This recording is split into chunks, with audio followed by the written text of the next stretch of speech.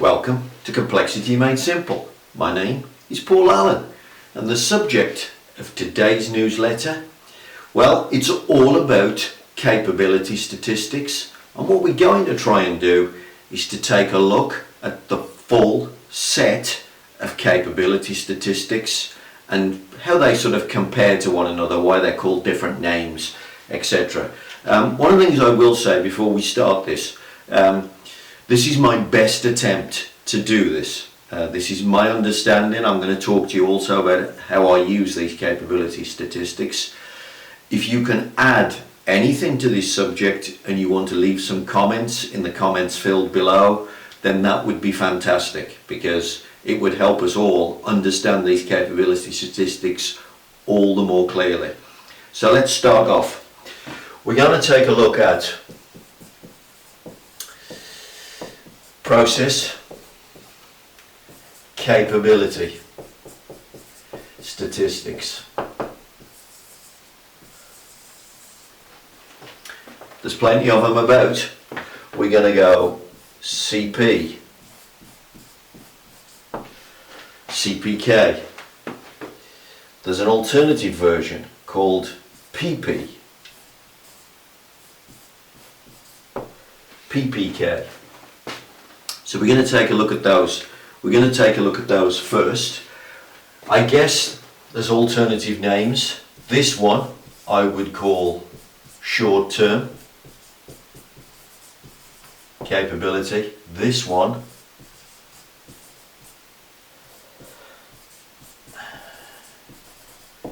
I would call long-term capability. Now, CPK, PPK. Essentially, what's the difference? Now, the difference is not in the way the data is collected. These phrases here, this is the short-term capability, this is the long-term capability. And what that makes it sound like is it makes it sound like this is how the data was collected. So in other words, we collected the data over a short period, we collected the data over a long period, and that's not correct. Short-term and long-term is actually about the way the calculation is done, and specifically it's about the way standard deviation is calculated. So up here, the standard deviation, this is the Shewhart methodology, and he uses the technique R bar over D2.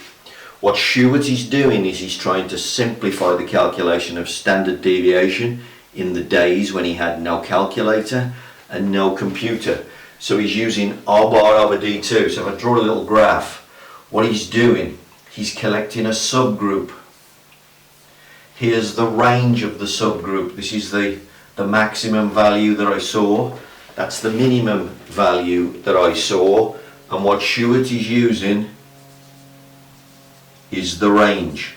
So he uses the range for each subgroup. So he has a subgroup, he has a subgroup, he has a subgroup, he has a subgroup. Each one has a range, and then he works out the average for that. Now think about that. Let's say this is a subgroup of 4 samples. Typically, those samples, he's put his hand out and he's caught 4 parts off a machine, one behind the other. So think about that. This little subgroup only contains short-term variability. What Shewhart cannot see is the fact that these subgroups bob up and down. So obviously, if you worked out standard deviation correctly, you would think there was this much variability. If you use Shewhart's methodology, you think there is less variability. This is known as short-term because it is within subgroup and it cuts out lots of the things like changes in material and things like that. Okay, so there is short-term. Long-term, therefore, is the big fat standard deviation calculation. Every data point, take away the average, square the difference, divide by the number of samples minus 1, and take the root, and that is how Ppk and Cpk are worked out. That is how Cp and Cpk are worked out. That's the long term, because the long term takes into account everything that's going on. Okay, so they're the basic statistics. Now, there are more statistics to add to this. Let's add another one. CMK. This is known as it's a machine. They talk about it being a machine capability. Okay, what is this thing? Well, this thing is another version of this. Because what they ask you to do here is to collect 50 consecutive, can't spell it, 50 consecutive data points. In other words, what you're trying to do is you're trying to eliminate long-term changes due to tool wear, material changes, etc., and other adjustments maybe due to maintenance deterioration. So this is known as machine capability, and this is as good as your process capability can literally ever get, because it just contains the slight wear and the slight differences in the machine. Okay, so that's CMK. It's another version of this, but just to make it confusing, it's using this calculation to calculate the standard deviation. But the data has been collected over a short-term period. Okay, and then finally, of course, we have sigma level and sigma capability. Well, sigma level and sigma capability. Sigma level is essentially Ppk times 3. Sigma capability, well, what's that? Well, it's Pp times 3. So it's just another version of this thing. Now that is my attempt to explain all the process capability measures. What I'm going to do next is talk to you about how I use these. Okay, so now we've been through the list of the capability statistics. How would you use those? Which ones would I use? Which ones do I refer to? When do I use them? Well, I'm going to start with the idea of a new product.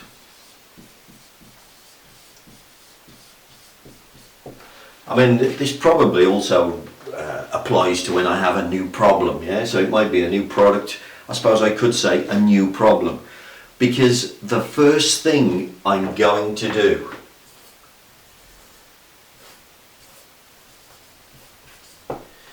is the CMK. In other words, what I'm going to do is 50 consecutive 50 consecutive data points. Really important. Hands off, no adjustments. Let's just make 50 with my hands off the machine, and let's see what the machine is capable of.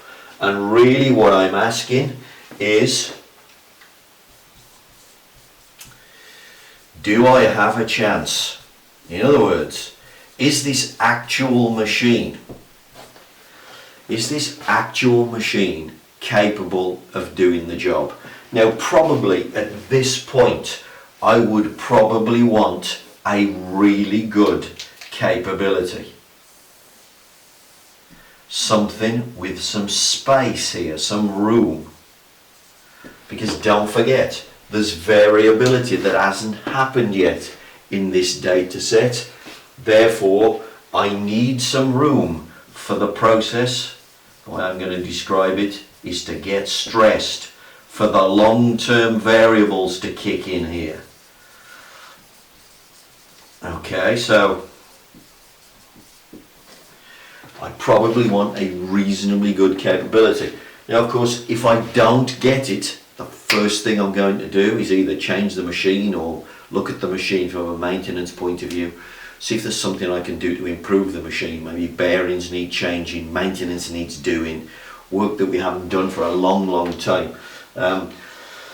So I'm going to use CMCMK first, because if I can't get a decent capability with that, when all of this stuff kicks in, I really don't stand a chance. And then once I've got that, then what I'm going to do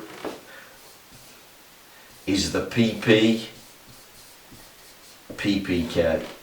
Now what I'm going to do is probably collect 50 to 100 over a number of days,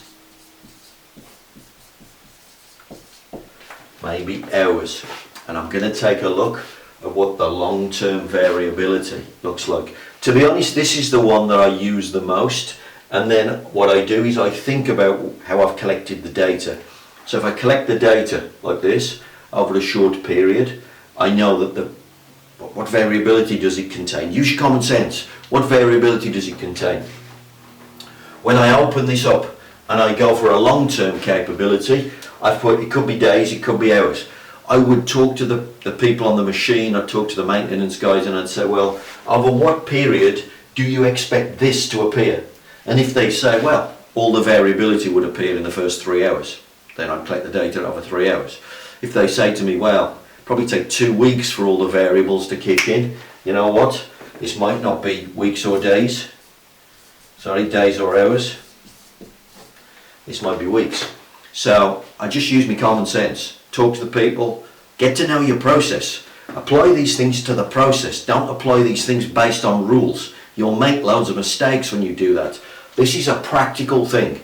It will help you to figure out what's going on, as long as you're thinking straight and you think, okay, where did I collect the data from? It's long term. What does that mean? Could be that you collected 50 consecutive. You could still be calculating this with the big standard deviation calculation, but you'd know it's got some variability missing. Use your common sense. These tools are fantastic. What do they basically do?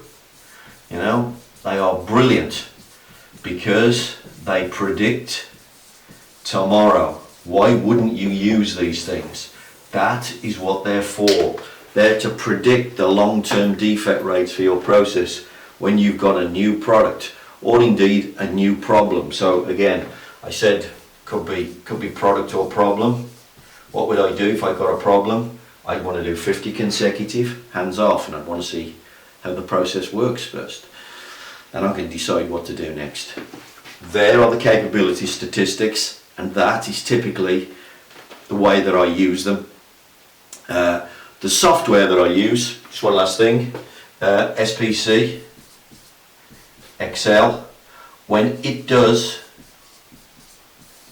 the CPK calculation, it's actually doing this one, but it's called CPK. It's actually doing the long term, and that's the one that I use. There is a version that will calculate the short term as well, but when SPC Excel does the CPK for me, I'm using this one. So if I've collected the data short term, I'm doing this. If I've collected the data long term, I'm doing this. But I keep my wits about me and I know what I'm doing. If you use these capability statistics, they'll tell you where the money is disappearing, and then you can learn how to make more money. That's what this stuff is about. Capability statistics.